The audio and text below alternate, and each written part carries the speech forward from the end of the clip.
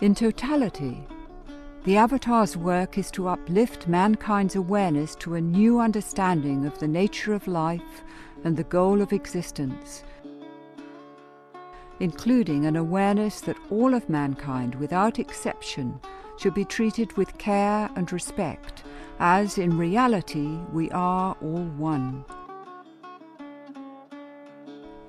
About this age and the Avatar's role in it, Meher Baba has said, "Avataric periods are like the spring tide of creation. They bring a new release of power, a new awakening of consciousness, not merely for a few but for all. This new influx of the creative impulse takes, through the medium of a divine personality, an incarnation of God in a special sense, the Avatar. The Avatar appears in different forms, under different names, at different times, in different parts of the world. As his appearance always coincides with the spiritual rebirth of man, so the period immediately preceding his manifestation is always one in which humanity suffers from the pangs of the approaching birth.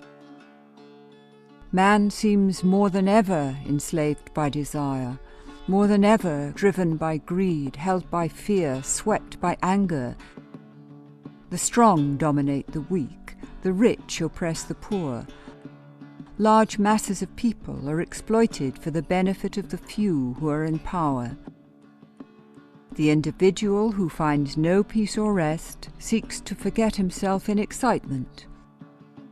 Immorality increases, crime flourishes, corruption spreads throughout the social order.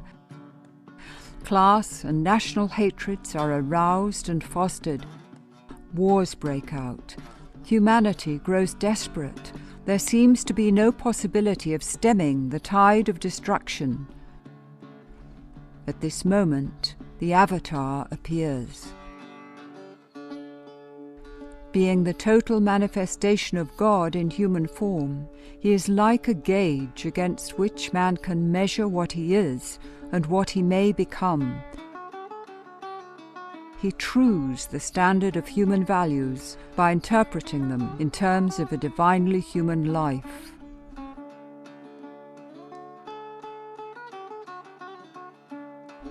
Of all of Meher Baba's acts of service and sacrifice, none was so great as his 44 years of unbroken silence. Begun on the 10th of July 1925, Meher Baba initially said that his silence would be for a short period of time. At first he communicated by means of an alphabet board, and then through a unique system of hand gestures. What is most remarkable about his silence is that it often required great patience and effort for Meher Baba to make himself understood.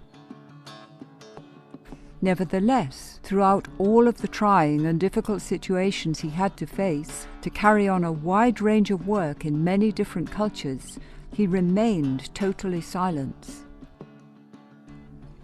About his silence, Meher Baba has said, "I have come not to teach but to awaken. Understand therefore that I lay down no precepts. Throughout eternity I have laid down principles and precepts, but mankind has ignored them. Man's inability to live God's words makes the Avatar's teaching a mockery. Instead of practicing the compassion he taught, man has waged crusades in his name.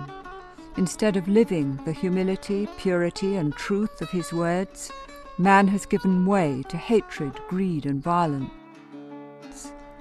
Because man has been deaf to the principles and precepts laid down by God in the past, in this present avataric form, I observe silence. You have asked for and been given enough words. It is now time to live them. To get nearer and nearer to God, you have to get further and further away from I, my, me, and mine. You have not to renounce anything but your own self, It is as simple as that, though found to be almost impossible. It is possible for you to renounce your limited self by my grace. I have come to release that grace. I repeat, I lay down no precepts. When I release the tide of truth which I have come to give, men's daily lives will be the living precept. The words I have not spoken will come to life in them.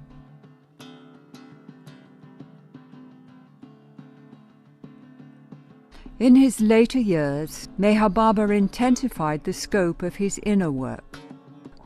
His body was badly damaged, not only by the rigorous activity of his life, but also by 2 automobile accidents. He would do little to relieve the pain he went through, explaining that each time the avatar comes, he lessens the burden of humanity's suffering by physically bearing it himself. This is his final sacrifice, and one his close followers could only helplessly watch him endure.